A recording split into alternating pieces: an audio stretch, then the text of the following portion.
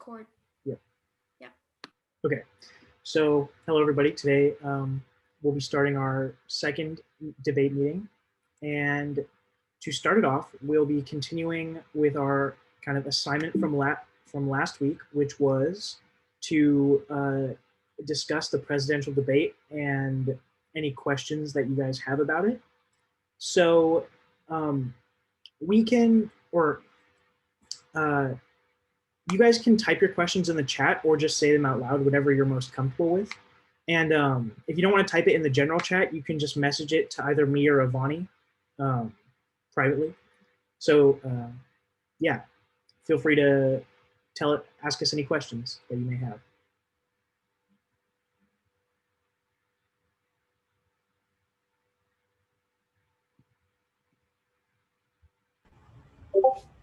We can start off by going over the topics they discussed. They kind of focused more on, I think, current events rather than what they usually went through for presidential election and debates and stuff. And so they kind of discussed. Well, what did they discuss? What did they discuss? So if we're covering what they discussed, first we can talk about Amy Coney Barrett and how both President Trump and President-elect Joe Biden have opinions on her. So does anyone have any insight for that? Avani? Mohan, there's a bunch of questions in the chat, so you can answer those. Oh, yep. Sorry. Don't worry. Ethan Kim's question was anything from that debate an indication of how our own debates will go? Anybody want to take that? Yeah, so I can answer that. So in regards to how that debate went, I would not call it a debate. I would more call that a theatrical shouting match, because that really is not how parliamentary debate or any debate form is really structured.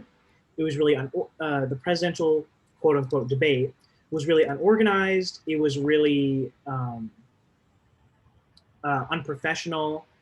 There was a lot of ad hominem of the Joe Biden and Donald Trump attacking each other and each other's families. So I think that you'll find as you progress in parliamentary debate that was nothing that shouldn't even be called a debate, because there was simply no aspects of debate that were part of it. So short answer, that is not how our debates will go. Parliamentary debate is very well structured and much more organized and much more professional. A little thing to add, in parliamentary debate, the judge won't be asking any questions. There's sort of a third party there to just listen. You're having a pure conversation between your opponent. There is no moderator in parliamentary debate. Annika asked, what is court packing? Would anyone like to take that question? I can take it. So court packing. So court packing is in regards to the Supreme Court, and it talks about. So essentially, the Supreme Court usually has 9 justices, but there is no rule or law saying that there has to be 9 justices. So during FDR's presidency, he tried to pack the courts, and I think actually did successfully pack the courts with 15 justices. And it's essentially just adding more and more judges into the Supreme Court in order to benefit whoever's packing the Supreme Court, or not benefit, but to just add more justices to the court. And so the reason why they were asking why or if Joe Biden would pack the Supreme Court is because of if Amy Coney Barrett got appointed as a justice, then it would be a conservative majority court, which would not be beneficial for the Democratic Party. And so they decided they asked if Joe Biden would pack the court in order to make it more of a Democrat majority. Anything else? Anyone have anything to add? Wait, so my understanding was that Donald Trump took a stance on the new justice, but Biden did not, right? He didn't actually state his opinion on her being So appointed. let me look at my notes really quick from here. So in regards to Amy Coney Barrett, Biden actually did say that he does not believe that Barrett should be a justice, and he said that that the election should be, or the presidential election should be held before anyone is appointed.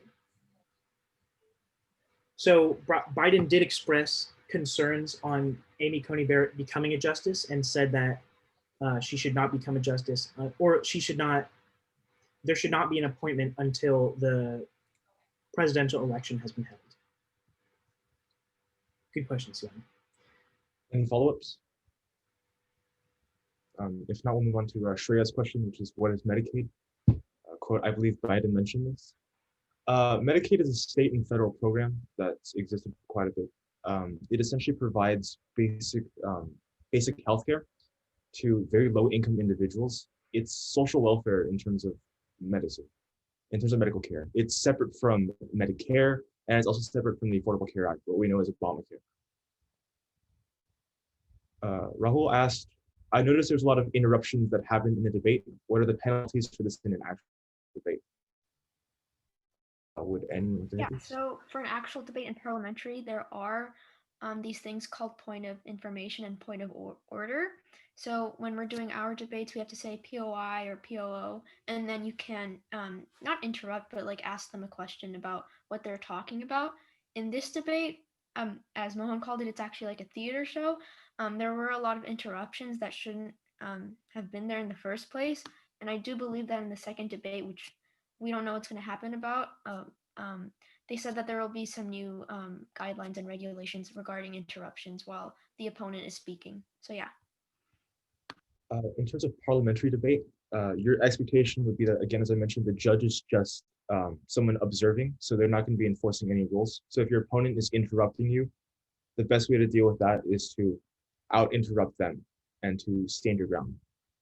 Yeah, and then Hannah also asked a question about how Biden was not having a lot of eye contact with Trump and how he was staring at the camera.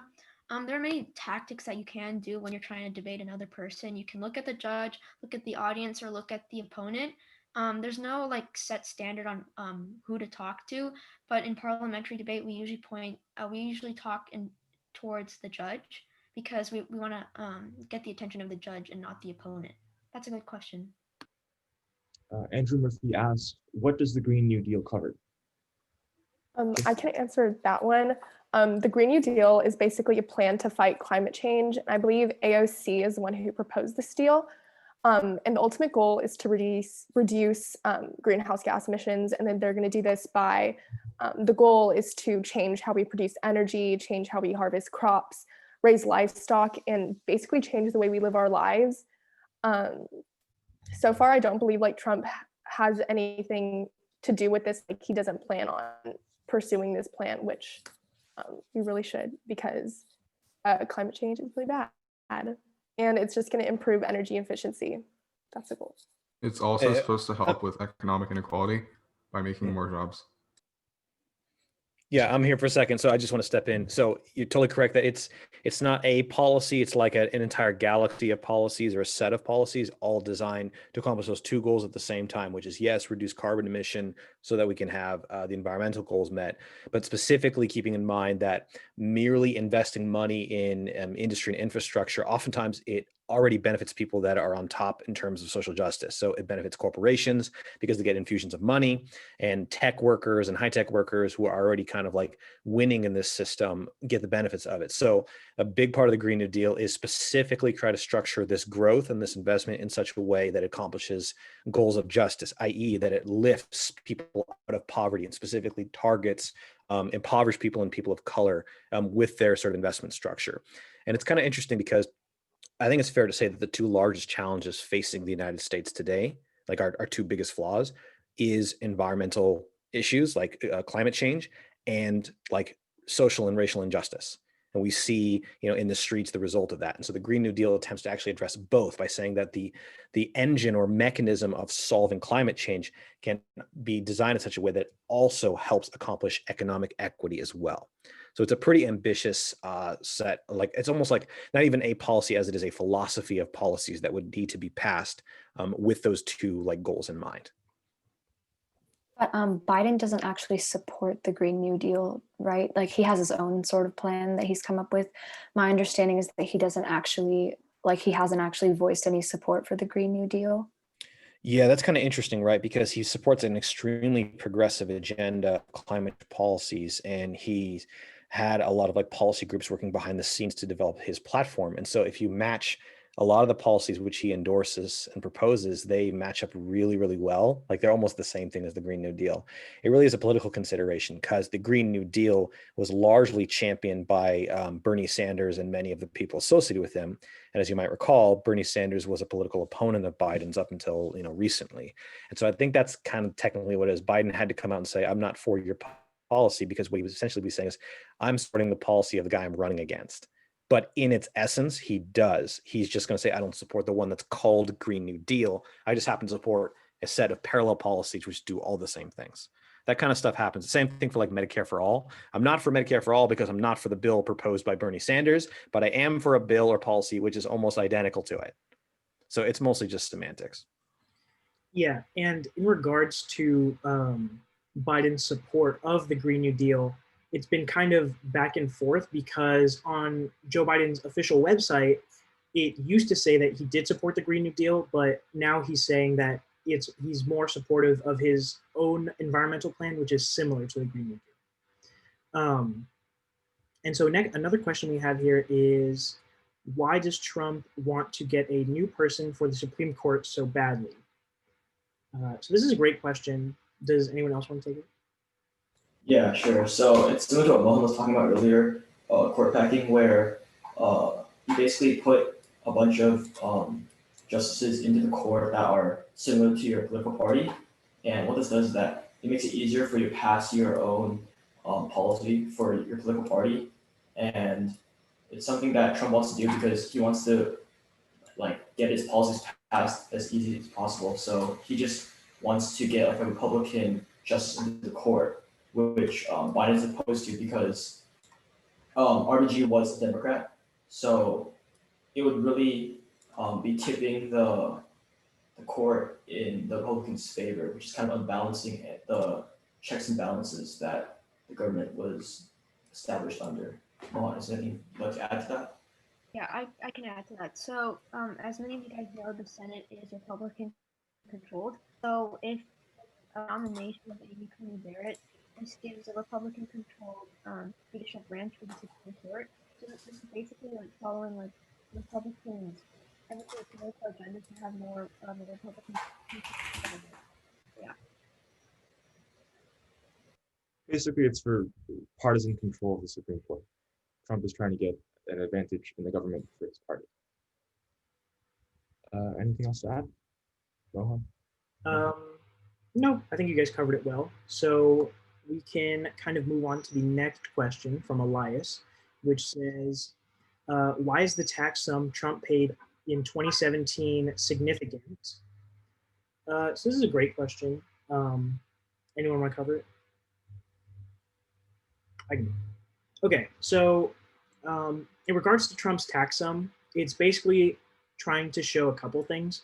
First off, it's been kind of a tradition for vice president and president candidates to release their tax returns to show that all of their basically that their life has, or I guess their life in regards to their income has been on the up and up, because it's basically like a show of faith that I'm a good person, and so this is another reason why you should elect me. I'm a good person because I pay my taxes, so you can elect me. And so Trump had been refusing to release them for a while, and then I'm not sure where it was released, but basically the report which was released showed that he paid like some $750 in annual income tax. And it's significant because it's showing that he may have gone through illicit loopholes to get his taxes low or to pay lower taxes. And so it's significant in the sense of like moral standings on like this was not right that he paid so few taxes. So anyone else have anything to add? It's also a point of attack on Trump and his policies for tax cuts and other tax related policies. Trump paid $750 on income taxes for 2018. And like to us who don't really make an income, it doesn't really matter. But in comparison to voting eligible citizens who work, this allows them to compare how much money they made and how much money they paid on taxes in comparison to the president of the United States. And so like some statistic was that like a working nurse who would work full-time jobs, they would pay more in taxes than Trump, who is a businessman who's making multi-million dollar, like millions of dollars per year, paying less taxes than a regular average citizen. And so it kind of looks bad on Trump to pay that little amount of money. Yeah. So anyone else have anything to add? So with that, let's move on to the next question, which is already answered. So Haley asks, why did they start talking about Biden's son? And so in regards to talking about Biden's son, it's kind of like a point of contention because I guess one way to, I guess in politics nowadays, one way to show your strength is just attacking the other side, like lifestyle rather than policies. So attacking a person's family, attacking their character, going on, attacking a person's family's character, so on. So adding on to what Mohan said, that's actually a fallacy called the ad hominem fallacy. And I think Siona put that in the chat, I think. And so an ad hominem fallacy is where you're basically directing your argument towards the person's personality or like what he's saying or like his personality and just like it's like directed at the person rather than the position that they're maintaining. So you're not really refuting their argument. So yeah. Yeah, so I think Elena, you asked a question about Biden talking about handling COVID, and I took notes on the debate, which I will release later, and I can release those and we'll put them on V Clubs. And if you guys want to ask any more questions, you can message me in the chat or anything like that. But I think now we will be starting our slides on the Supreme Court. And let me just screen share that real quick. One sec. Sorry, one sec. Okay.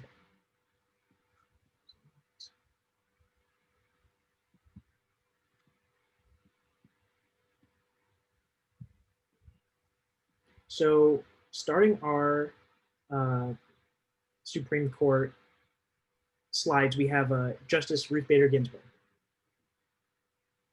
Yeah, so we wanted to talk about, since a lot of debate topics at tournaments are based around like recent events, like current events, I think it's kind of important to talk about what's going on right now. So I'm just going to introduce y'all Ruth Bader Ginsburg.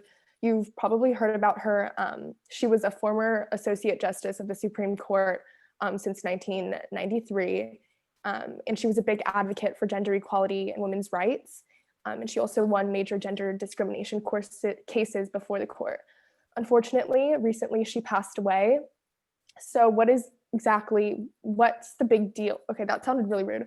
But basically, until her replacement, the court is split between 3 liberal justices and 4 conservative justices. And Trump and the Republican majority on the Senate, they want to fill her vacancy. I believe Ryan already talked about this, but it'll basically shift the weight of the court into more to the right. If the successor, Amy Coney Barrett, is the nominee, is appointed by the Republicans, that means that the whole court would be pushed to a 5-4 majority. It would move further to the right. So that would influence American law and life. You can move to the next slide. Yeah, this is Amy Coney Barrett. Donald Trump has nominated her to be her successor. She was a United States federal judge, the circuit judge on the US Court of Appeals of the Seventh Circuit, and she does have a very impressive resume. She's achieved a lot of academic success, but if chosen, the court would become more aggressive on the conservative agenda. So that's just something to think about.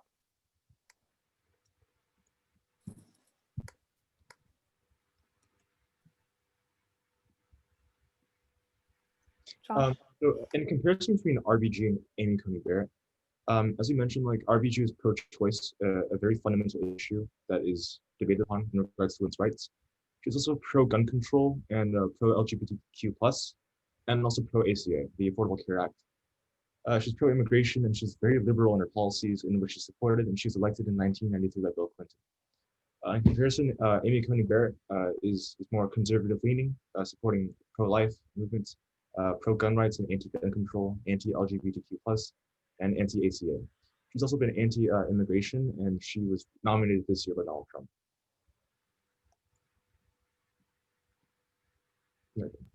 Okay, going on with what does the Supreme Court actually do? So as you guys know, there are 3 branches, and the Supreme Court is part of the judicial branch. And the Supreme Court is the highest court in the nation, and it consists of 1 Chief Justice and then 8 associative justices. And so the Supreme Court receives about 10,000 appeals or cases a year. But the Supreme Court will hear about 75 to 85 appeals a year. And the majority of these appeals are, we call it cases, and then they come from the United States Court of Appeals, which is like the lower court underneath the Supreme Court. But some of these appeals do come from the state Supreme Courts. They take cases that will affect the entire country, not just the individuals involved in that appeal. They want to clarify legal issues that are important to as many people as possible in the US. So they take cases that will have a large constitutional impact. These justices will also take a case when different lower courts have interpreted the law differently, because those interpretations can lead to confusion. So with the with the lower courts, there are different lower courts, and they have interpretations for laws that are different. So once we have the Supreme Court hearing this appeal, they can do this for the whole, they can make a conclusion just for the whole nation. And then by taking these types of cases, the Supreme Court establishes precedent that every court in the country has to follow. So this guarantees that the laws are applied equally to all people, no matter where they live. Yeah, could you go to the next slide? So this is the map that I was talking about. It's the U.S. Court of Appeals. And so you can see that there are 13 of them, I think. Yeah, 13 United States Court of Appeals. And so Amy Coney Barrett's from the District Court of, the 7th Circuit of the United States Court of Appeals. So that's like in the Illinois, Indiana, Wisconsin area.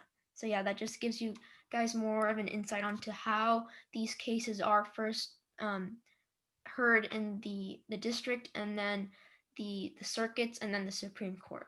Yeah. Next slide, please. Are there any questions so far? Yeah. Do you guys have any questions on how that works? I don't think so. So we can go on to the next slide. Okay. So these are the justices that we had before Ruth Bader Ginsburg passed away. So you can see in the front row from left to right, we have Stephen Breyer, and then Clarence Thomas, and then in the middle we have Chief Justice John Roberts, and then Ruth Bader Ginsburg, and then Samuel Alito. And then in the back row we have Neil Gorsuch, and then Sonia Sotomayor, and then Elena Kagan, and then Brett Kavanaugh. So yeah, next slide. So how are Supreme Court justices elected? So first we have the presidential nomination. As you can see, last Friday, Donald Trump nominated Amy Coney Barrett. And then the second step is that there's a Senate Judiciary Committee hearing. And so this committee is consisted of, I'm not sure how many senators, but there's majority of them are Republicans, because the Senate is a majority. But some senators that are in this committee is Cory Booker, Kamala Harris, Tom Tillis, I think or Tom Tills, and then Ted Cruz is also part of it. So they're going to do a hearing on the nominee, and then ask like Amy Coney Barrett a bunch of questions. And then after that, the Senate Judiciary Committee is going to vote on the nomination, and then they send their recommendation to the Senate. And then after that, the Senate votes on the nomination after looking at the reports and the questions that the committee asked. And then to vote on the nomination and to appoint a Supreme Court justice, there has to be a requirement of 60 senators to pass like to pass the Supreme Court justice. And so you need 3/5 of the votes. So right now we have 47 Democrats and independents in the Senate, and then we have 53 Republicans. So you need 60 senators to vote on this. I also heard that 2 of the Republicans are not voting.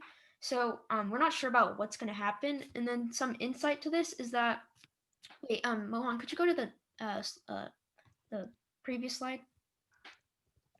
So you can see that in 2017 and 2018, Neil Gorsuch and then Brett Kavanaugh were appointed as Supreme Court justices because Donald Trump nominated them. So some background behind how this happened is that there was a Supreme Court justice named Antonin Scalia in Obama's administration, and then he died in February 2016. And then in March 2016, Obama nominated a Democrat a nominee, and his name was Merrick Garland, and he was a Democrat. But the Senate was Republican controlled with the majority leader of Mitch McConnell, and they declined to take any action. And I just wanted to note that this was in March 2016, and then Donald Trump was inaugurated in January. So we had 11 months to like handle this process. However, the Senate was pretty. They weren't moving. They were quite rigid in taking their stance, and they didn't want to take any action. And they wanted to wait after the 2016 election. And as you can see, there's a lot of hypocrisy behind this because currently the Senate is trying to vote for a new Supreme Court justice, and but the Democrats right now are saying that we should wait after the election. And to add on to this, this is the shortest period of time between a nomination to the Supreme Court and an election in U.S. history. It's like 38 days. So there's going to be a lot of tension between what's happening in like the Senate and how everything is in the committee too. And this not to add on to this, this nomination will be really important for our generation, especially since many of us are going into college, and there are going to be many appeals that are going to be happening. So this is a really important event that's happening, and yeah, so they're trying to select Amy Coney Barrett in under a month, and the committee hearings are starting October 12th. So I think that's next week on Monday, right? Yeah. And they're trying to send the report to the Senate by October 22nd. So this is going to be a really fast process, and the Democrats are trying to delay it because, adding on to that, it was also Ruth Bader Ginsburg wished to not select a nominee until the next election. So yeah, just some background behind that. Yeah. So yeah, that was what I was talking about. Yeah, so talking about how Supreme Courts make their rulings, it operates by majority vote. So since there are 9 justices, they have to get 5 to vote in favor of, or I guess it takes 5 to make the choice, make the decision. And some interesting things are that before Ruth Bader Ginsburg's death, the court was split 5-4 with Democrat majority, or sorry, Republican majority. But one interesting thing is that although Brett Kavanaugh is a conservative judge,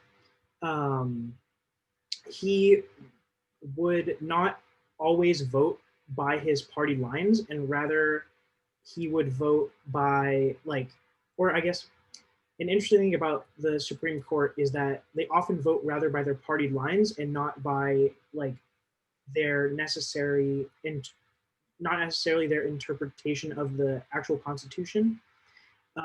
But it seems that Brett Kavanaugh would not always vote by his party lines, which is an interesting observation compared to other Supreme Court justices. And then, as we say here, if the vote is tied, then the lower court's ruling resides. And so ruling is taken as an absolute, and this means that after that ruling is made, it's supposed to be applied to all courts in the in the U.S. because the Supreme Court is the highest court, and it's rare that rulings are overturned, but sometimes they can be overturned, and that's why in the case of like Amy Coney Barrett, a lot of people are worried that certain cases will be overturned, and we'll get into some of those cases right now.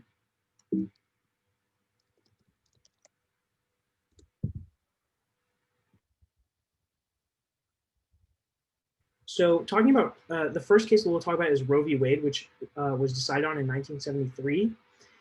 And Roe v. Wade also like is most commonly known as the abortion rights case, protects pregnant women's choice whether to have an abortion or not.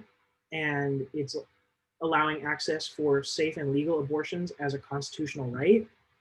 And this is one of the cases in which people are worried about Amy Coney Barrett trying to overturn, because if she becomes a justice, then it will be a 6-3 majority for the conservative justices, and they could overturn this ruling, which could harm a lot of people who are looking to get abortions.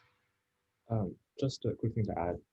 As we mentioned, rulings are usually never overturned and are taken as like absolute truths in terms of constitutionality. But having a Supreme Court justice a nominee come out and say that they openly oppose the conclusions made by Roe v. Wade is very, very concerning. Yeah. And so moving on to the next slide. Okay, we're going to talk about some court rulings for protecting the LGBTQ plus people. So the first one was in 2013 with the United States v. Windsor. And so the federal government provided benefits to legally married same-sex couples.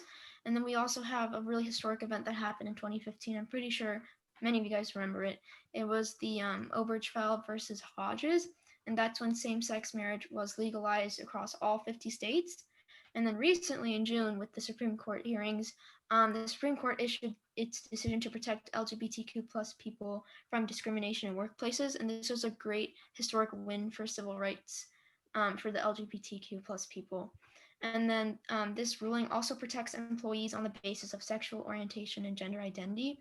We just thought this was really important to talk about because of what's happening around, and like we just wanted you guys to know about this. So yeah.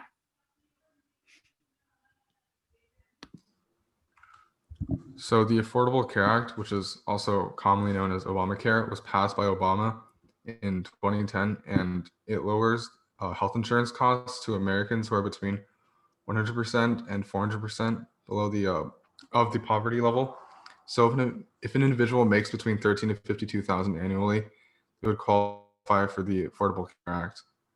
And Obamacare also expands Medicaid, which is a federal program that helps with medical costs for people who have limited financial resources. And the expansion was made to address the high and uninsured rates among low-income adults by ensuring that the federal government would be covering for the full costs of each state.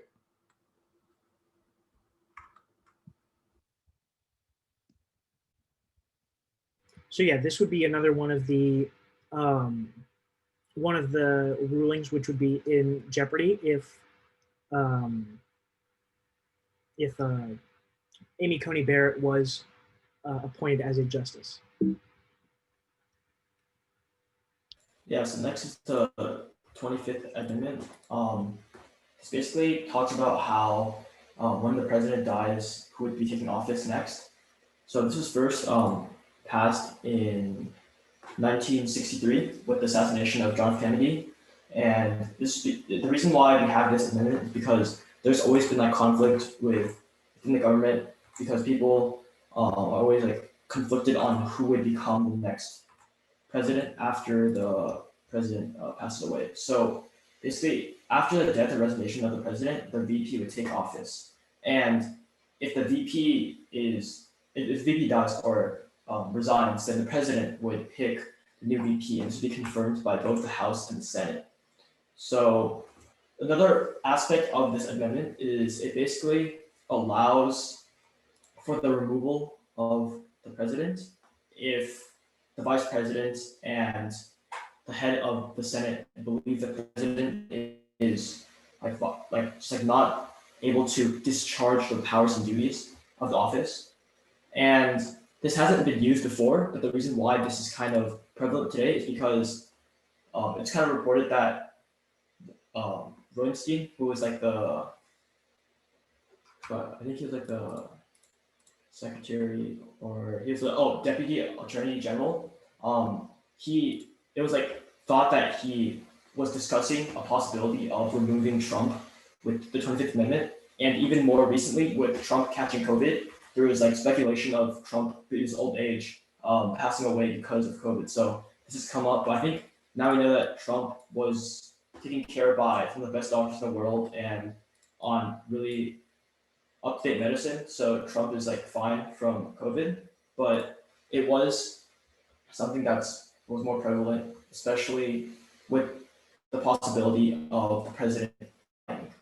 And the amendment has only been used twice, and this is because of Nixon, like during the Nixon period, where when Nixon resigned, his VP became the president, and that VP nominated his next VP. And it hasn't actually been used to remove president from office. So Josh and Mohan, you want to add on to what I just said?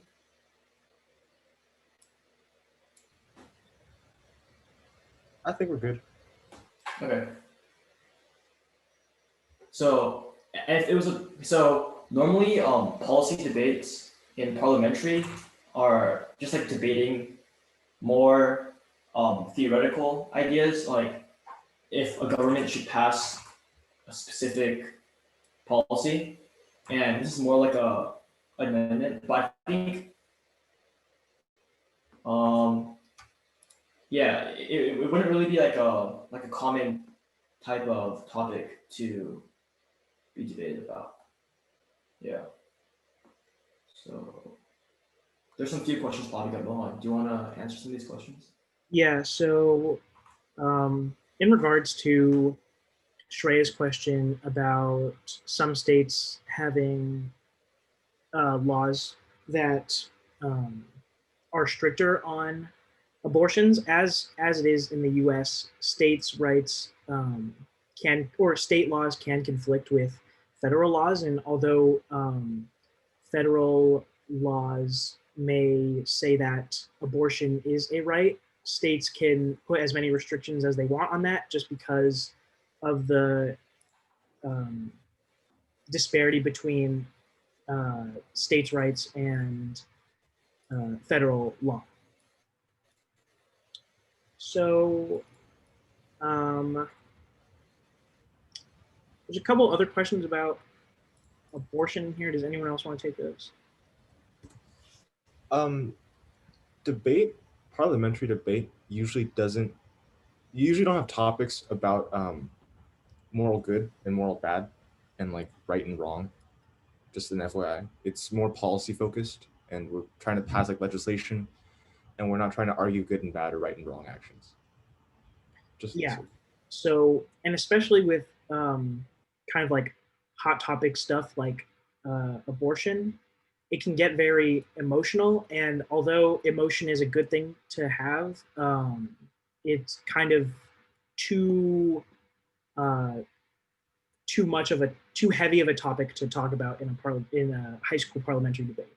So, although sometimes there may be debates in which moral standpoints can come into question, I would say that it would be incredibly unlikely if we discussed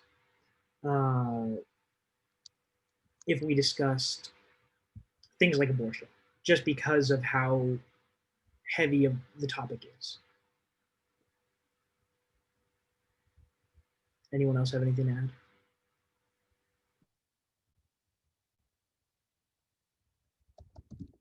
I think we're good.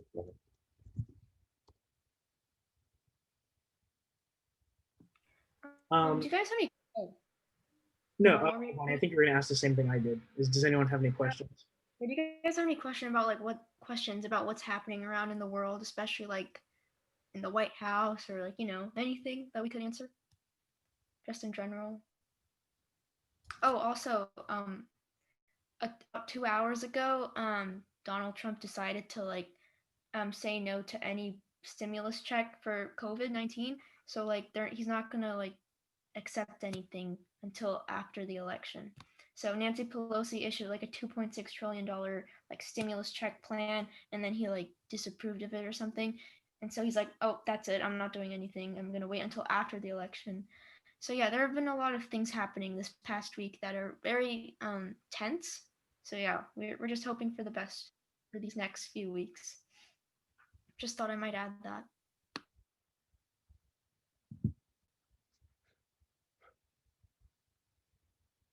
Okay. We have several questions here. Oliver asked what if Trump refuses to leave the White House after he loses the election?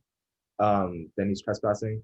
What exactly is a filibuster? A filibuster is a technique used in Congress at the time, and because you can't remove someone from Congress without talking, they basically just wait until everyone's tired and they stop a vote. Mohan asked, bro, good question. Sorry. Ethan? So Kevin asked what a filibuster is, and a filibuster is when a person, so it can happen in, I think, the Supreme Court, but I think it can also happen it more commonly happens in the House of Representatives and the Senate, in which basically before they take a vote, everyone has to say whatever their opinion or stance is on it, or they can withhold their opinion or stance. But a filibuster is when someone continues to talk to prevent the vote from occurring. And so it's essentially like a loud way to prevent a vote from occurring because they cannot vote until everyone has done speaking. And so sometimes they create policies to prevent filibusters, but they do happen sometimes. Ethan Kim asked, hypothetically, if the president passed away before the election was over, what would happen?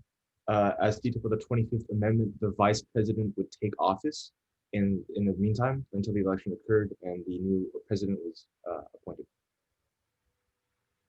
Dylan Lee asked, when's the vice presidential debate? Can anyone answer that? It is tomorrow. At Tomorrow. 6. You can And see it on thank you, Siona. Is it tomorrow at 6? I thought it was tomorrow at 4. I think it's at 6 because it's Eastern time, 3 hours ahead. Okay. Yeah. Elena Ding asked, wait, but would the VP be in the election in the context of which the president dying? Anyone want to answer that? Could you read the question? Question is, would the vice president be in the election following the death of the president in office? So, yeah, I guess if Trump died before the election, then I would assume that Pence would take his spot as the presidential elect, and then the Republican Party would choose someone to take that place, or it would be the president pro tempore. Right, Josh? Sort of. There's no specific legislation that determines who's going to run for candidacy in the election. It's basically just who gets their name put on the ballot. So, like, hypothetically, if Trump were to die, Mike Pence wouldn't automatically be running in his place. The Republican Party would have to nominate him, and the process of which he registers as a candidate would also have to occur. Yeah. Someone asked about how much power does the executive branch have over disease control and pandemic control, and why wasn't there a committee experienced enough to be responsible for its setup? So to add on to this, there actually was a committee, but I think Trump and Pence they got rid of it. Yeah, Siona. They basically got rid of it. They're like, oh, we don't need it. And then when this happened, they had to build like a task force, or with Pence being in charge, and then yeah, everything following behind it. The simple answer is there was, but because of an executive decision, there wasn't. Yeah. Any more questions? Oh, wait, I have a question. Is Chris Wallace going to be the moderator for the Pence v. Harris debate? We can hope. I'm actually not sure about that, but I think that Chris Wallace will not be the moderator for the next presidential debate because I think they choose one from Fox and one from CNN to do each, and Chris Wallace was the one from Fox. And so I think the next moderator for the presidential debate, for the second presidential debate, will be from CNN. But I do not know who the moderator is for the. For the moderator for the VP debate, it's Susan Page, and I'll send you guys the link. See what she is. I don't know that much about her. But I think she's from USA Today. Yeah. I'll send the link. Andrew Murphy asked a question about being anti-Trump. I think that our team doesn't value, I think, putting ourselves in terms of defining ourselves in political ideology by the party, but I think we have individual political beliefs that align with different parties, and we aren't anti anyone. We're anti-Cal.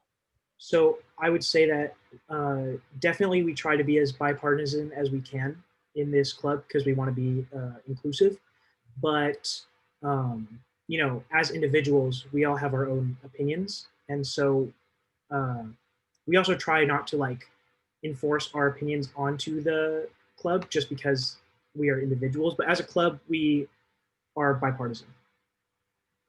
Shreya asked, what could have been done to make the debate less chaotic and more structured and organized? Hypothetically, I think that professionalism and respect for other opponents could have, I think, been something that was said before the debate that would have made this debate actually effective in communicating ideas rather than being a match of scream. That also links to how we operate in parliamentary debate, that we treat our opponents with respect, and that's how we avoid having interruptions and screaming matches. Yeah, so especially in parliamentary debate, one thing that's important is that if you are debating and someone isn't following the rules of debate, i.e., like interrupting you or like breaking other rules, then one thing to really mention to the judge is that they shouldn't win because they're breaking rules. So that's kind of how strict parliamentary debate is if you are breaking rules, like any rule, then it could be grounds for a loss just because of how strict the rules are. Speaking of rules, next meeting we'll be going over the structure of debate. Mohan, you want to talk about that, or Ravani? Yeah. So next meeting we will be going, as Josh said, over the structure of debate, and that will be the first meeting where we'll be separating the JV and varsity members from the novice members. Novice members will be learning the basic structure of debate, and JV and varsity members will be learning, or I guess relearning, or not relearning, but refreshing their memory on the structure of debate. And yeah, so we'll be starting that next week. And before everyone leaves, we would just like you guys to fill out this form that we've sent in the chat. And it's also on our Instagram page, and we've sent it in an email. And so this is just a registration form, basically, where we would just want to know your name, email, your grade, and etc. And because this is going to help us figure out all of our logistics in debate. So it would be incredibly helpful if you guys could get that in by Friday or the next meeting, just as soon as possible. Yep. And for novice members, please try to come to the meeting on Tuesday because we will be going over how the structure of debate is and how we will be debating, and we will be going over fallacies and like public speaking. So yeah, please come to the meeting on Tuesday. Yeah. But I have heard that we don't have school on Tuesday, so I'm not sure if we are having a club day on Tuesday, but we will get back to on that in a few hours. Yes, we'll, and we will be uploading this meeting, a recording of this meeting, so that you guys can go over it if you would like. Yep. And so that's it. Yeah, I think we can end the meeting. Yeah, you guys can leave. Thank you for joining our meeting. We'll see you and we'll email you guys. I have a question. Sure. Is there like a definitive winner or loser in a presidential debate, or is it just like up to the polls? It's up to the polls. I also have a question. Shoot. So there's still a team fee, but it's just that it didn't decide it, like how much was it, right? Mr. Kissler, are you there? I think he's busy right now. But Vonnie, you talk you- about it. Okay. You can talk about So essentially, we are still figuring out team fees because of the complexity of online tournaments.